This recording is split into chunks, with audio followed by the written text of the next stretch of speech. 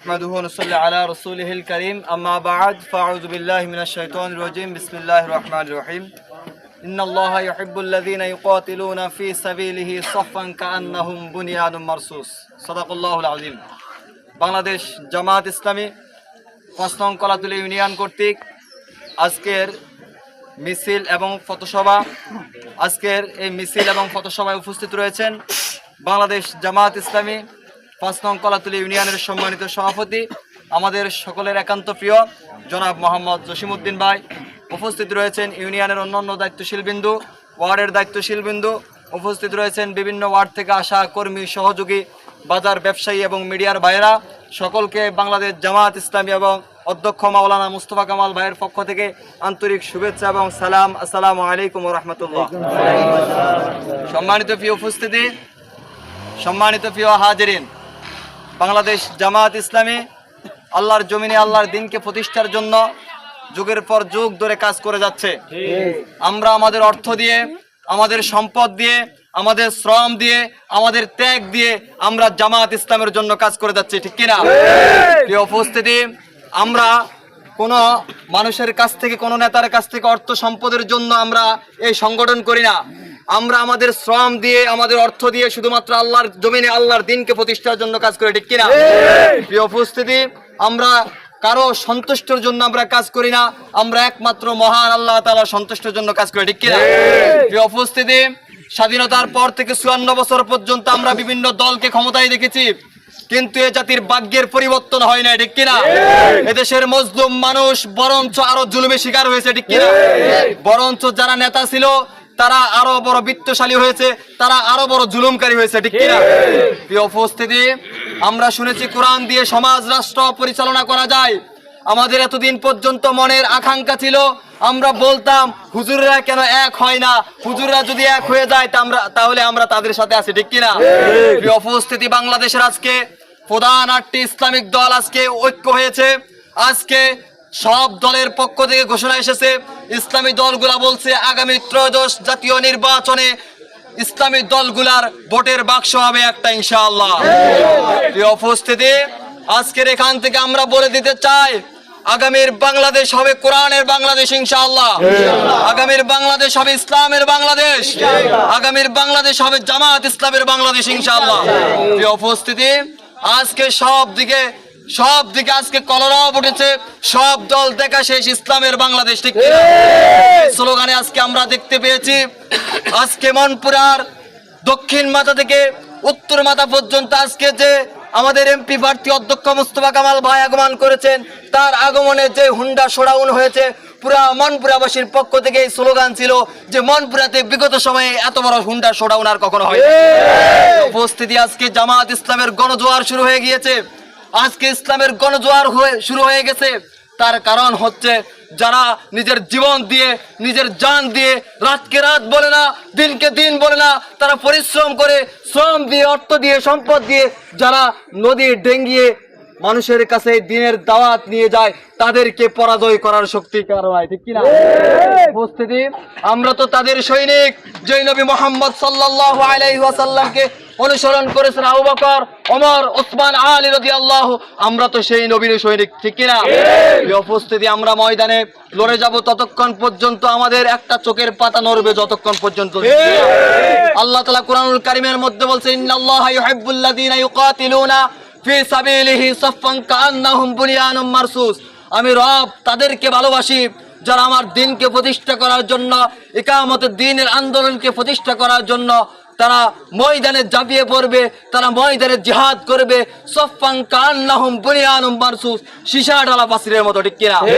তারা সীসা ঢালা পাচিরের মতো সারিবদ্ধ হয়ে তারা আল্লাহর জমিনে আল্লাহর দিনকে প্রতিষ্ঠা করার জন্য কাজ করবে, ঠিক কিনা? বাংলাদেশ জামাত ইসলামী সেই কাজটি করে যাচ্ছে। আলা আলাহুল খালক ওয়াল আমর, জমিন যার, এই জমিনে আইন চলবে তার, ঠিক কিনা? কি উপস্থিতি, আজকে জামাত ইসলামের বিরুদ্ধে বিভিন্ন প্রপাগান্ডা চালানো হয়। আজকে বলা হয় জামাত ইসলামী যদি ক্ষমতায় আসে তাহলে হিন্দুদের কবর কাকার দিতে হবে, বলে না? বলে না? উপস্থিতি, আমরা এই সকল প্রপাগান্ডায় কান দিব না, কারণ আমরা জানি কোরআনের সেই বাণী, লাকুম দীনুকুম ওয়ালিয়া দিন, যার যার ধর্ম সে পালন করবে, ঠিক কিনা? অতএব হিন্দুদের ধর্ম হিন্দুরা পালন করবে, মুসলিমদের ধর্ম মুসলিমেরা পালন করবে, বৌদ্ধদের ধর্ম বৌদ্ধরা পালন করবে। কারো ধর্মের বিষয় কারো উপরে চাপিয়ে দেওয়া হবে না, ঠিক কিনা? এই উপস্থিতি, আজকে আমাদেরকে বলা হয় আমরা নাকি জান্নাতের টিকিট বিক্রি করি। আমাদের কোন নেতা বলছে আমরা জান্নাতের টিকিট বিক্রি করি? প্রিয় উপস্থিতি, আমরা কোরআন আর হাদিসের আলোকে মানুষদেরকে জান্নাতের পথের দিকে ডাকি, ঠিক কিনা?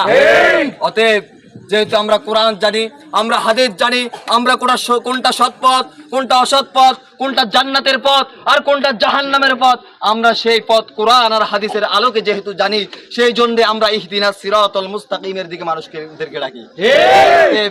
জান্নাতের টিকিট আমরা বেশি না, আমরা জান্নাতের দিকে মানুষকে সেই পথটা দেখিয়ে দিই, ঠিক কিনা? প্রিয় উপস্থিতি, আমাদের বিরুদ্ধে আরো কত প্রোপাগান্ডা। আজকে আমাদেরকে বলা হয় ধর্ম ব্যবসায়ী। আমরা তো ধর্মে নিয়ে আছে, ঠিক কিনা? আমরা এই দাড়ি টুপি আর পাঞ্জাবি নিয়ে আমরা 5 ওয়াক্ত নামাজ পড়ি, রমজানের রোজা রাখি, আমরা ইসলামের সকল হুকুম হাকাম গুলো আমরা পালন করি। অতএব আমাদেরকে কেন ধর্ম ব্যবসায়ী বলবেন? ঠিক, ধর্ম ব্যবসায়ী তো তারা যারা ধর্মের নামে তারা যখন নির্বাচন আসে তখন টুপি আর পাঞ্জাবি কিনে মসজিদের দিকে দৌড়ায়। ব্যবসায়ী তো তারা। আজকে তারা বলে আমরা মওদুদের ইসলাম মানি না, আমরা মদিনার ইসলাম মানি। আপনারা কেমন মদিনার ইসলাম মানেন? যারা বলে আমরা শরিয়ার আইনে বিশ্বাসী না, যারা বলে আমরা শরিয়ার আইনে বিশ্বাসী না, তারা তো জাতীয়তাবাদী বিশ্বাসী, ঠিক কিনা? যারা কুফরি মতবাদী বিশ্বাসী তারা আবার বলে আমরা শরিয়ার আইনে বিশ্বাসী না, যারা কোরআন হাদিসের আইনে বিশ্বাসী না, তারা আবার কিসের মদিনার ইসলাম মানে? এই উপস্থিতি মানুষকে বহু ভুল বুঝিয়েছে, মানুষকে এই দেশের মানুষকে বোকা বানিয়ে তারা ফাঁকি দিয়ে তারা বারবার ক্ষমতায় গিয়েছে আর এই দেশের মানুষের সাথে প্রতারণা করেছে, ঠিক কিনা?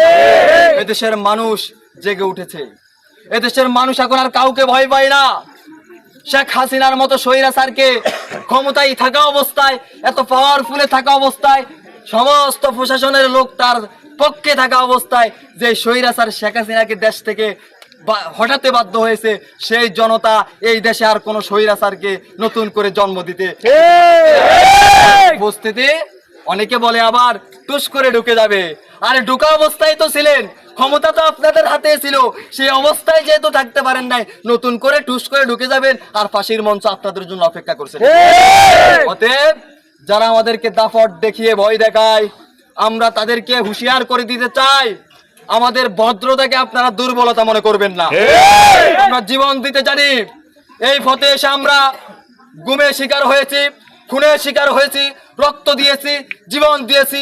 আমাদের নেতারা ফাঁসির মঞ্চে জীবন দিয়েছে, বাতিলের কাছে মাথা নত করে নাই। আমরা এই পথে এসেছি, এই পথে আমরা এসেছি আমাদের জীবনকে আল্লাহর কাছে বিক্রয় করে দিয়েছি, ঠিক কি? অতএব এই জীবন আমরা আল্লাহর জন্য সঁপে দিয়েছি। যখন প্রয়োজন হবে দিনের জন্য, প্রয়োজনে জীবন দিব, কিন্তু বাতিলের কাছে মাথা নত করবো। অতএব আমাদেরকে জমি হারানোর ভয় দেখিয়ে লাভ নাই, আমাদেরকে ব্যবসা বন্ধ করে দেওয়ার ভয় দেখিয়ে লাভ নাই। অতএব আমরা এখনো শান্ত, এখনো আমাদের ভদ্রতা দিয়ে আপনাদেরকে বলে যাচ্ছে, যারা আমাদেরকে হুমকি দামকি দিচ্ছেন, আমাদেরকে যদি আপনারা এই শান্ত পরিবেশকে অশান্ত করার চেষ্টা করেন, তাহলে এই জনতাকে আপনারা সামাল দিতে পারবেন না। এই উপস্থিতি সর্বোপরি বলতে চাই আমাদেরকে দাপট দেখাবেন না। এই জনতা আগামীর ত্রয়োদশ নির্বাচনে ব্যালটের মাধ্যমে সেই দাপটের জবাব দিবে ইনশাআল্লাহ। পরিশেষে এই কথা বলে সকলের কাছে বাংলাদেশ জামাত ইসলামী সরফেশন এবং মনপুরার গণমানুষের নেতা অধ্যক্ষ মাওলানা মুস্তফা কামাল ভাইয়ের পক্ষ থেকে সালাম এবং শুভেচ্ছা জানিয়ে আপনাদেরকে আগামীর জাতীয় নির্বাচনে অধ্যক্ষ মাওলানা মুস্তফা কামাল ভাইয়ের দাঁড়িপাল্লা মার্কায় ভোট চেয়ে আমি আমার সংক্ষিপ্ত বক্তব্য শেষ করছি।